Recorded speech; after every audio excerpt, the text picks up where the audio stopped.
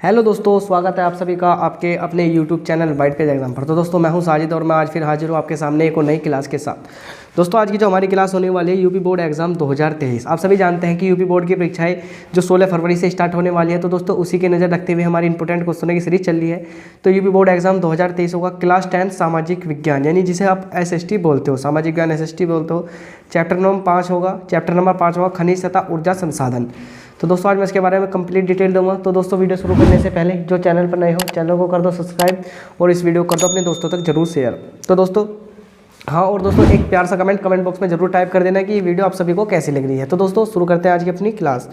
तो दोस्तों आज हम यूपी बोर्ड एग्जाम 2023 के यानी 2023 आने वाला है 16 फरवरी से, उसके बारे में बात करेंगे। आज की जो हमारी क्लास होगी वो क्लास 10 होगी सामाजिक विज्ञान, जिसे आप सोशल साइंस और हम इसे शॉर्ट फॉर्म में SST भी कह देते हैं।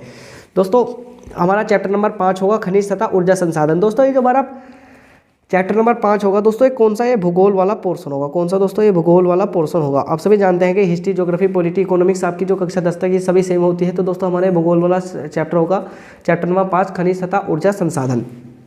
सभी क्वेश्चन जो बोर्ड परीक्षा में पूछे गए हैं, यानी दोस्तों मैं सभी वे क्वेश्चन लेकर आता हूँ जो बोर्ड परीक्षा में पूछे गए हैं। तो दोस्तों ये 2012 से लेकर 2022 तक के क्वेश्चन होंगे, यानी 2012 से लेकर 2022 तक के क्वेश्चन होंगे। तो दोस्तों आज मैं इनके बारे में डिटेल दूंगा।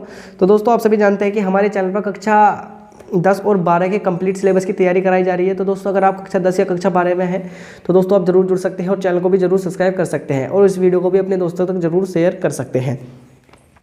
तो दोस्तों यानी चैप्टर नंबर 5 यानी हमारे चैनल कक्षा 10 और कक्षा 12 के कंप्लीट सिलेबस की तैयारी कराई जा रही है। अगर आप ये वीडियो देखना चाहते हैं तो उन सभी वीडियो का जो लिंक है डिस्क्रिप्शन में दे दूँगा, आप जाकर वहाँ से वीडियो देख सकते हैं। दोस्तों टारगेट 3 मार्च 2023 70 नंबर पक्के, यानी दोस्तों यानी जो हमारी जो 3 मार्च को हमारा SST का जो पेपर होने वाला है 2023 में, उसमें आपको 70 नंबर लाने के लिए दोस्तों मैं आपके लिए यानी निरंतर मेहनत कर रहा हूँ, आपके लिए इंपॉर्टेंट नोट्स की तैयार कर रहा हूँ। तो दोस्तों ये हमारा यानी SST के नोट्स होंगे दोस्तों, जिनका आप PDF भी मिल सकता है white page exam Telegram channel पर। तो दोस्तों शुरू करते हैं आज की अपनी क्लास। तो दोस्तों सबसे पहला प्रश्न देखिए क्या कह रहा है। प्रश्न नंबर 1, खनिज क्या है। यानी दोस्तों खनिज क्या है 2014, 16 और 19 में पूछा गया कि खनिज क्या है। भूवैज्ञानिक के अनुसार, यानी भूवैज्ञानिक का मतलब यानी दोस्तों जो धरती को खोदने काम करते हैं ना, भूवैज्ञानिक, भू का मतलब धरती, वैज्ञानिक का मतलब यानी आप सभी जानते हैं वैज्ञानिक तो वैज्ञानिक होता है, यानी धरती का जो वैज्ञानिक है के अनुसार खनिज एक प्राकृतिक रूप से विद्यमान समरूप तत्व है, यानी प्राकृतिक रूप से विद्यमान समरूप तत्व है जिसकी एक निश्चित आंतरिक संरचना होती है। यानी भूवैज्ञानिक के अनुसार खनिज एक प्राकृतिक रूप से विद्यमान समरूप तत्व है जिसकी एक निश्चित आंतरिक संरचना है। अब देखते हैं क्वेश्चन नंबर 2, धात्विक खनिज किसे कहते हैं।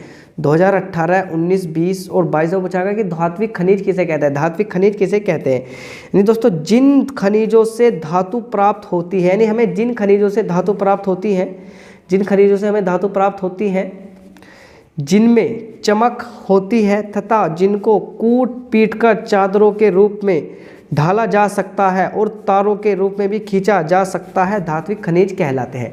ये दोस्तों आप समझिए क्या है, वो कह रहा है कि क्वेश्चन नंबर 2 कह रहा है कि धात्विक खनिज किसे कहते हैं।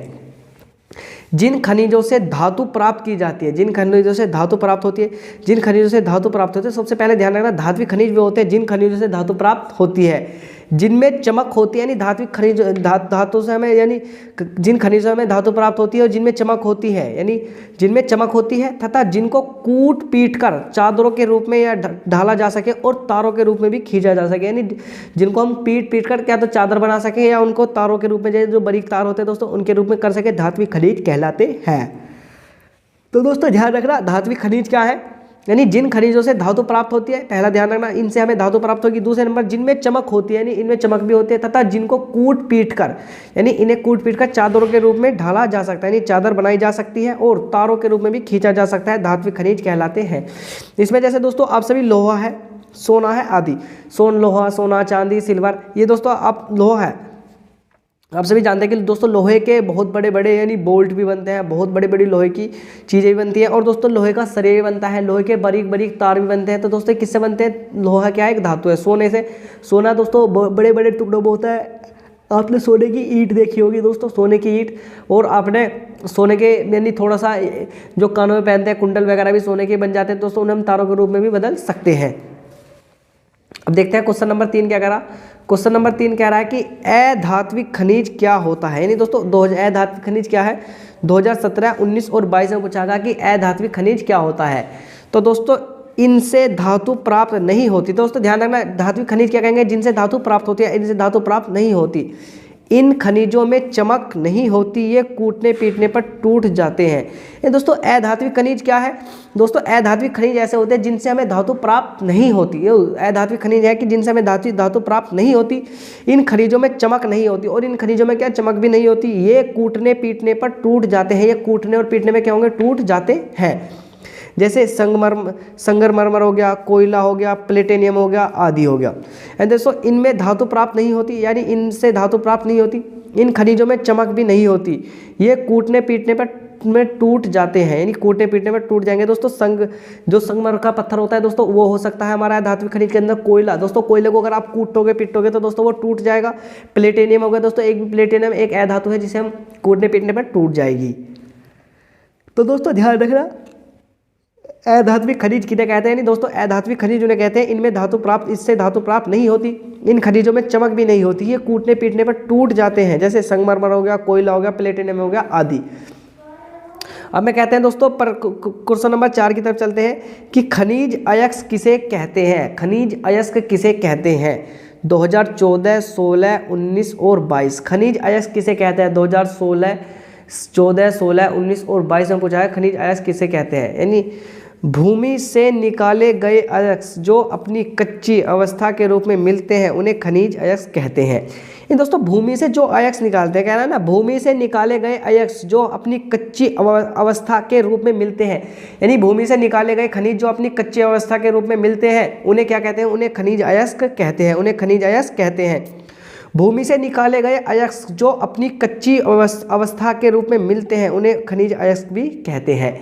तो दोस्तों ध्यान रखना, अयस्क क्या होंगे, खनिज अयस्क यानी जो भूमि से, यानी दोस्तों अगर आपने डायरेक्ट भूमि से कोई चीज़ निकाल ली जो, और उनसे दोस्तों आप क्या सोचते हो कि जैसे लोहा हो गया, सोना चांदी, ये हमें डायरेक्ट यानी इतने वो प्योर होकर मिल जाते, नहीं दोस्तों।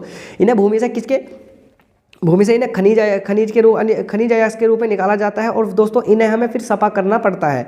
तो भूमि से निकाले गए अयस्क जो अपनी कच्ची अवस्था के रूप में होते हैं उन्हें खनिज अयस्क कहते हैं। उन्हें खनिज अयस्क कहते हैं। अब दोस्तों अगले क्वेश्चन के लिए चलते हैं अगले पेज पर। अब दोस्तों देखिए प्रश्न नंबर 5 है कि हमें खनिज के संरक्षण की क्यों आवश्यकता है।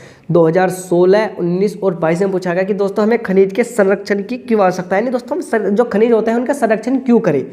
वो कह रहा है कि खनिजों का विवेकपूर्ण उपयोग कर, यानी जो खनिज है उनका विवेकपूर्ण उपयोग करके उपयोग और उनका प्रबंधन करना खनिज संसाधन संरक्षण कहलाता है। यानी दोस्तों जो खनिजों का विवेकपूर्ण उपयोग करके उनका प्रबंधन करना खनिज संसाधन संरक्षण कहलाता है।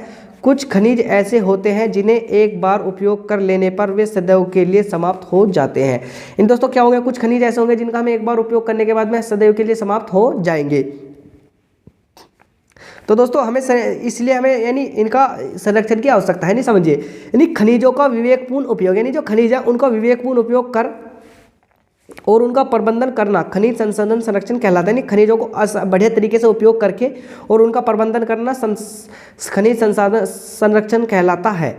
कुछ खनिज ऐसे होते हैं जिन्हें एक बार उपयोग कर लेने पर वे सदैव के लिए समाप्त हो जाते हैं। दोस्तों कुछ खनिज ऐसे होते हैं जिन्हें हमें एक बार उपयोग कर लेंगे तो वे हमेशा के लिए समाप्त हो जाएंगे, इसलिए हमें खनिज का यानी संरक्षण करना आवश्यक है।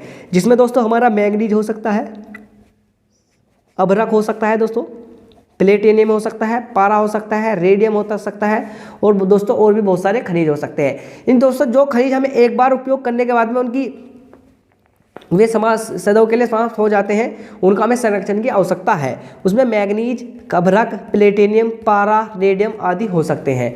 अब दोस्तों यानी हो सकते हैं। इसके विपरीत कुछ खनिज ऐसे होते हैं जिनका उपयोग बार बार किया जा सकता है। यानी दोस्तों कुछ खनिज तो ऐसे जो एक बार उपयोग करने के बाद में समाप्त हो जाएंगे, लेकिन कुछ खनिज ऐसे हैं जिनका उपयोग हम बार बार किया जा सकता है, जिसमें लोहा हो गया, चांदी हो गया आदि। अतः एक बार उपभोग कर समाप्त होने वाला खनिज संसाधन के संरक्षण की सर्वाधिक आवश्यकता है। यानी अगर हमने एक बार उपभोग करके समाप्त होने वाले खनिज संसाधनों के संरक्षण की सर्वाधिक आवश्यकता है। यानी जिनका हमें एक बार उपभोग करके समाप्त हो जाएंगे उन खनिजों की हमें सर्वाधिक संरक्षण की आवश्यकता होती है। अब देखते हैं प्रश्न नंबर 5 क्या कह रहा। दोस्तों प्रश्न नंबर 5 कह रहा है कि भारत में लोहे अयस्क की किन्हीं 3 पेटियों के नाम लिखो। 2014, 16, 19 और 22 में पूछा गया। कह रहा है कि भारत में लौह अयस्क की किन्हीं 3 पेटियों के नाम लिखो। 2014, 16, 19 और 22 में पूछा गया। यानी पहले नंबर पर दोस्तों उड़ीसा और झारखंड पेटी। दोस्तों भारत में 3 लोहा अयस्क की पेटियों का नाम तो दोस्तों 2014, 16, 19 और 22 में पूछा गया। तो दोस्तों पहली उड़ीसा झारखंड पेटी है। दोस्तों इसके अंदर क्या, उड़ीसा में उच्च कोटि का हेमेटाइट किस्म का लोहा अयस्क मयूरभंज व कंदुझर जिले में बादाम पहाड़ की खदानों में मिलता है। यानी दोस्तों क्या करा, उड़ीसा में उच्च कोटि का हेमेटाइट किस्म का लोहा, यानी उड़ीसा में उच्च कोटि के हेमेटाइट किस्म का लोहा अयस्क मयूरभंज व कंदेझर जिले में बादाम पहाड़ की खदानों में मिलता है। तो ध्यान रखना दोस्तों, उड़ीसा जो उड़ीसा पेटी है, इसमें उड़ीसा में उच्च कोटि का हेमेटाइट किस्म का लोहा अयस्क मयूरभंज व केंदुझर जिले में बादाम पहाड़ के खनिजों में मिलता है। अब झारखंड राज्य के सिंहभूमि जिले में झारखंड के सिंहभूमि जिले में गुआ व नेवमुंडी से हेमेटाइट अयस्क प्राप्त किया जाता है। तो दोस्तों ध्यान रखना, हेमेटाइट अयस्क प्राप्त किया जाता है। अब दोस्तों दूसरी है दुर्गा बस्तर पेटी। यह पेटी महाराष्ट्र व छत्तीसगढ़ में फैली है। यानी दोस्तों यह पेटी कहाँ, महाराष्ट्र और छत्तीसगढ़ में फैली है। छत्तीसगढ़ के बस्तर जिले में बेलाडीला पहाड़ी श्रृंखलाओं से उत्तम किस्म का हेमेटाइट लोहा अयस्क मिलता है। यानी यह पेटी महाराष्ट्र में छत्तीसगढ़ में फैली है। छत्तीसगढ़ के बस्तर जिले में बोमेडीला पहाड़ी श्रृंखलाओं से उत्तम किस्म का हेमेटाइट लोहा अयस्क मिलता है। अब देखते हैं दोस्तों तीसरी जो पेटी है हमारी, तीसरी पेटी कहाँ फैली है दोस्तों, तीसरी पेटी है महाराज गोवा पेटी। यह पेटी गोवा व महाराष्ट्र के रत्नागिरी जिले में स्थित है। यानी यह पेटी गोवा और महाराष्ट्र के रत्नागिरी जिले में स्थित है। इस पेटी में लोह अयस्क उत्तम प्रकार का नहीं है, फिर भी इसका खनन कुशलता पूर्वक किया जा रहा है। यानी दोस्तों एक बार सुनिए, महाराष्ट्र गोवा पेटी, दोस्तों जो महाराष्ट्र गोवा पेटी है, जहाँ से महाराष्ट्र और गोवा में खनिज अयस्क मिलते हैं, यानी अयस्क मिलता है, यानी लोहा मिलता है। यह पेटी गोवा या महाराष्ट्र के रत्नागिरी जिले में स्थित है। यानी गोवा और महाराष्ट्र के रत्नागिरी जिले में स्थित है। इस पेटी में लोहा अयस्क उत्तम प्रकार का नहीं है। दोस्तों यहाँ से जो उत्तम प्रकार का लोहा नहीं निकाला जाता, फिर भी इसका खनन कुशलतापूर्वक किया जा रहा है। तो दोस्तों आप ये तीनों पेटी देख सकते हैं। एक तो सबसे पहली हमारी कौन सी, उड़ीसा झारखंड पेटी होगी। उड़ीसा झारखंड पेटी याद करके जाना दोस्तों, उड़ीसा झारखंड पेटी। उसके बाद में दोस्तों हमारी दूसरी पेटी होगी दुर्ग बस्तर चंद्रपुर पेटी होगी। और दोस्तों तीसरी पेटी होगी महाराष्ट्र गोवा पेटी होगी हमारी तीसरे नंबर की जो पेटी है। तो दोस्तों आप इन तीनों पेटी का ध्यान रखना। अब दोस्तों अगले क्वेश्चन के लिए चलते हैं। क्वेश्चन नंबर हमारा अगला कौन सा आएगा दोस्तों, अगला क्वेश्चन नंबर आएगा हमारा 7। ये दोस्तों हमारा 6 था दोस्तों, क्वेश्चन नंबर 7 पर चलते हैं। तो दोस्तों चलते हैं अगले पेज पर। अब दोस्तों यहाँ देखिए, यानी प्रश्न नंबर 7 कह रहा है कि ऊर्जा के गैर परंपरागत स्रोतों का विस्तार पूर्वक वर्णन करो। यानी दोस्तों जो ऊर्जा के गैर परंपरागत स्रोतों का विवेकपूर्ण वर्णन करो दोस्तों। 2014, 16, 19 और 22, 2014, 16, 19, 22 में पूछा गया। यानी दोस्तों ऊर्जा के वे साधन जो एक बार प्रयोग करने पर समाप्त नहीं होते हैं और उनकी पूर्ति संभव है, गैर परंपरागत या नवीनीकरण संसाधन कहलाते हैं। दोस्तों मैंने नवीनीकरण अनवीनीकरण के बारे में भी आपको पहले भी पढ़ाया था। तो दोस्तों एक बार वो समझिए, यानी ऊर्जा के वे साधन जो एक बार प्रयोग करने पर समाप्त नहीं होते, यानी दोस्तों जो एक बार प्रयोग करने पर समाप्त नहीं होते और जिनकी पूर्ति संभव है, यानी जिन्हें दोबारा ही प्राप्त किया जा सकता है, और गैर परंपरागत या नवीनीकरण संसाधन कहलाते हैं। दोस्तों ऊर्जा के ऐसे साधन जो एक बार उपयोग करने के बाद में समाप्त नहीं होते और उनको पुनः प्राप्त संभव है, गैर परंपरागत नवीनीकरण स्रोत संसाधन कहलाते हैं। यानी दोस्तों मानिए आपने सूरज से रोशनी ली, तो दोस्तों आप सूरज से रोशनी आज ली है, तो दोस्तों आप कल भी लेंगे, परसों भी, हजारों साल तक जब तक आप सूरज से लगातार रोशनी ले सकते हैं। लेकिन दोस्तों मानिए आपने 2 किलो कोयला खरीदा या 1 लीटर पेट्रोल खरीदा, तो दोस्तों आप उसका उपयोग इतने ही कर सकते हैं, इतने वो आपके पास है। उसके बाद में अगर आप वो एक बार समाप्त हो गया तो दोस्तों पूर्णतः समाप्त हो जाएगा। तो दोस्तों ध्यान रखना, ऊर्जा के वे साधन जो एक बार प्रयोग करने पर समाप्त नहीं होते, यानी जैसे दोस्तों सूर्य हो गया, पवन ऊर्जा होगी, जो थर्मल ऊर्जा होगी। दोस्तों ये ऐसी चीज़ है जो एक बार प्रयोग करने पर यानी समाप्त नहीं होती। लेकिन दोस्तों कोयला हो गया, कोयले का पेट्रोलियम हो गया, डीजल हो गया, दोस्तों ये एक बार प्रयोग करने के बाद में समाप्त हो जाती है। यानी ऊर्जा के वे साधन जो एक बार प्रयोग करने पर समाप्त नहीं होते और उनकी पूर्ति पुनः संभव होने गैर परंपरागत नवीनीकरण संसाधन कहलाते हैं। जैसे सौर ऊर्जा। दोस्तों सौर ऊर्जा में देखते हैं, सौर ऊर्जा में भारत एक उष्णकटिबंधीय देश है। जो भारत है दोस्तों एक उष्णकटिबंधीय देश है। यहाँ सौर ऊर्जा के दोहन की असीम संभावनाएं हैं। ये दोस्तों भारत एक उष्णकटिबंधीय देश है और यहाँ सौर ऊर्जा के यानी दोहन की असीम संभावनाएं हैं। जैसे फोटोवोल्ट प्रौद्योगिकी द्वारा धूप को सीधे विद्युत में परिवर्तित किया जाता है। यानी दोस्तों सौर ऊर्जा में सबसे पहले सौर ऊर्जा के बारे में पढ़ेंगे। भारत एक उष्णकटिबंधीय देश है, उस यानी भारत में यानी धूप का यानी प्रभाव ज़्यादातर रहता है और यहाँ सौर ऊर्जा के दोहन की असीम संभावना है। जो सौर ऊर्जा है उसके दोहन की असीम संभावना है। फोटोवोल्ट प्रौद्योगिकी द्वारा धूप को सीधे विद्युत में परिवर्तित किया जाता है। दोस्तों आप इसी एक तरह से आप इसे सोलर ऊर्जा भी मान सकते हैं। अब चलते हैं दोस्तों अगले, यानी दूसरी हमारी जो ऊर्जा है वो है हमारी दोस्ती पवन ऊर्जा। दोस्तों पवन ऊर्जा देखते हैं। पवन ऊर्जा का उपयोग पानी बाहर निकालने, खेतों में सिंचाई करने और बिजली पैदा करने के लिए किया जाता है। दोस्तों जब पवन ऊर्जा होती है, पवन ऊर्जा का उपयोग कैसे, यानी पवन ऊर्जा का प्रयोग पानी बाहर निकालने, जो पानी को बाहर निकालने, खेतों में सिंचाई करने, जो खेत सिंचाई करने और बिजली पैदा करने के लिए किया जाता है। यानी पवन ऊर्जा का प्रयोग हम पानी बाहर निकालने के लिए, खेतों में सिंचाई करने के लिए और बिजली पैदा करने के लिए किया जाता है। अब जियोथर्मल ऊर्जा। दोस्तों हिमाचल प्रदेश में गर्म पानी के चश्मों से ये पैदा की जाती है। दोस्तों जियोथर्मल ऊर्जा कहाँ, जो हिमाचल प्रदेश में गर्म पानी के चश्मों से यह ऊर्जा पैदा की जाती है। इसका उपयोग ठंडे भंडार केंद्रों में किया जाता है। तो दोस्तों ध्यान रखना, मैंने आपको 3 प्रकार की ऊर्जा पढ़ाई, सौर ऊर्जा, पवन ऊर्जा और जियोथर्मल ऊर्जा। दोस्तों आप एक बार और देखिए, सौर ऊर्जा, इसके बाद में पवन ऊर्जा और इसके बाद में जियोथर्मल ऊर्जा। दोस्तों आप इसका स्क्रीनशॉट भी ले सकते हैं या दोस्तों आप मैं इसका PDF white page exam Telegram पर भी दे दूंगा। तो दोस्तों यानी अगर आपको ये वीडियो अच्छी लग रही हो तो आप चैनल को जरूर सब्सक्राइब कर सकते हैं। इस वीडियो को भी अपने दोस्तों को जरूर शेयर कर सकते हैं। अब भारत में कोयले के वितरण का वर्णन करो 2016, 17, 19। यानी मानव के विकास में कोयले का विशेष महत्व है। यानी दोस्तों जो मानव है इसके विकास में कोयले का बहुत ज़्यादा महत्व है। कोयले के 4 प्रकार हैं। वो इसने कही थी कि भारत में कोयले के विकास यानी वितरण, यानी भारत में कोयला किस किस के प्रकार फैला है उसका विशेष यानी उसका वर्णन करो। तो 2016, 17, 19 से पूछा गया। यानी मानव के विकास में, जो मानव है, मानव के विकास में कोयले का विशेष महत्व है। कोयले के 4 प्रकार हैं। यानी हम सबसे पहले देखते हैं कोयला। नंबर 1 पीट।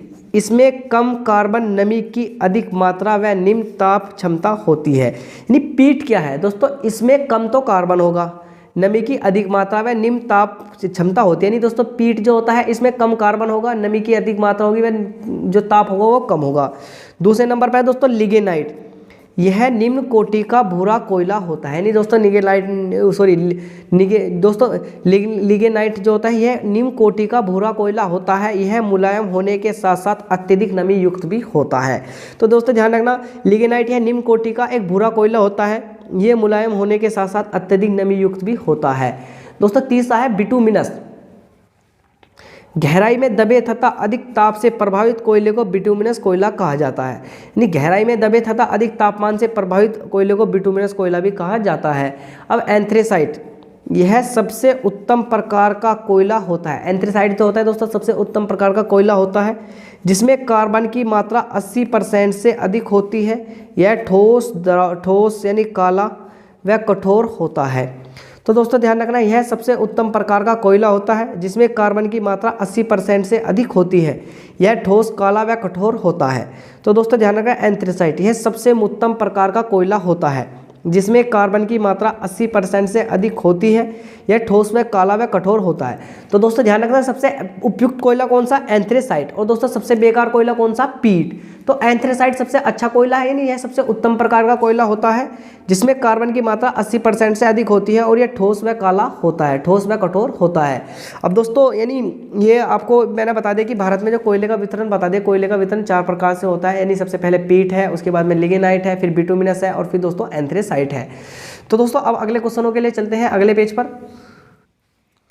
कह रहा है कि जीवाश्मय ईंधन से क्या अभिप्राय है, यानी जीवाश्म ईंधन क्या होता है 2014, 16, 19 और 22। यानी जीवाश्म ईंधन से क्या अभिप्राय है 2014, 16, 19, 22 में पूछा गया दोस्तों। यानी जिन ईंधनों ऊर्जा शक्ति की उत्पत्ति जैविक पदार्थ से हुई है, यानी दोस्तों जिन ईंधनों या ऊर्जा शक्ति की उत्पत्ति जैविक पदार्थ से हुई है उन्हें जीवाश्म ईंधन या खनिज ईंधन कहा जाता है। यानी दोस्तों जिन ईंधन या ऊर्जा शक्ति की उत्पत्ति जैविक पदार्थ से हुई है उन्हें जीवाश्म ईंधन या खनिज ईंधन भी कहा जाता है। जैसे कोयला हो गया, पेट्रोलियम हो गया, वह प्राकृतिक गैस की उत्पत्ति जैविक पदार्थ से हुई है जिनका उपयोग ईंधन के रूप में किया जाता है। यानी जिनका उपयोग ईंधन के रूप में किया जाता है, ईंधन के रूप में क्या जाता है। दोस्तों ध्यान रखना, जैविक पदार्थ क्या होता है, जीवाश्म ईंधन क्या होता है, नहीं जिन ईंधनों या ऊर्जा शक्तियों की उत्पत्ति जैविक पदार्थ से हुई है इन्हें जीवाश्म ईंधन या खनिज ईंधन भी कहा जाता है। कोयला, पेट्रोलियम में प्राकृतिक गैस की उत्पत्ति जैविक पदार्थ से हुई है जिनका उपयोग ईंधन के रूप में किया जाता है। यानी दोस्तों क्या कह रहा, प्राकृतिक गैस की उत्पत्ति जैविक, यानी कह रहा है कि यहाँ देखो कोयला, पेट्रोलियम व प्राकृतिक गैस की उत्पत्ति, कोयला, पेट्रोलियम, प्राकृतिक गैस की उत्पत्ति जैविक पदार्थ से हुई है जिनका उपयोग कर ईंधन के रूप में किया जाता है। अब कह रहा है कि भारत में खनिज तेल के क्षेत्रों के नाम लिखो। यानी दोस्तों भारत में खनिज तेल के क्षेत्र कौन कौन से हैं उनके नाम लिखो। दोस्तों 2016 में आया क्वेश्चन, ये 2017 में आया, 19 में आया और 22 में आया। तो दोस्तों भारत में 2 ही खनिज तेलों के क्षेत्र हैं, एक तो अंकलेश्वर है गुजरात के अंदर है और एक दोस्तों असम में है। अंकलेश्वर गुजरात के अंदर, असम में, एक असम में। तो भारत में खनिज तेल के क्षेत्रों के नाम लिखो, अंकलेश्वर गुजरात और असम। अंकलेश्वर गुजरात और असम के अंदर ये 2 तेलों के जो है खनिज तेलों के क्षेत्रों के नाम हैं। तो दोस्तों यानी यह जो हमारी सामाजिक विज्ञान की वीडियो थी दोस्तों, मैंने आपको पूरी, यानी जो ये हमारा चैप्टर था, चैप्टर नंबर 5 है खनिज संसाधन। दोस्तों इससे जो भी 2012 से लेकर 2022 तक इस चैप्टर से जो भी क्वेश्चन पूछे गए हैं दोस्तों, सभी क्वेश्चन मैंने आपके सामने रख दिए। तो दोस्तों यानी आपने इन क्वेश्चन को नोट कर लिया होगा या आपने इसका जो स्क्रीनशॉट लेकर रख लिया होगा, या दोस्तों आप इसका PDF भी हमारे YouTube white page Telegram channel से प्राप्त कर सकते हैं। तो दोस्तों यानी मैं उम्मीद करता हूँ कि दोस्तों आपको वीडियो अच्छी लगी होगी। और दोस्तों अगर आपको ये क्लास अच्छी लगी हो तो आप हमारे चैनल को जरूर सब्सक्राइब कर सकते हैं, इस वीडियो को भी अपने दोस्तों तक जरूर शेयर कर दें। तो दोस्तों हाँ, और एक प्यार सा कमेंट बॉक्स में जरूर टाइप कर देना कि यह वीडियो आपको कैसी लग रही है। तो दोस्तों मिलते हैं अगली वीडियो में, तब तक वीडियो देखने के लिए दोस्तों आप सभी दोस्तों का दिल से धन्यवाद।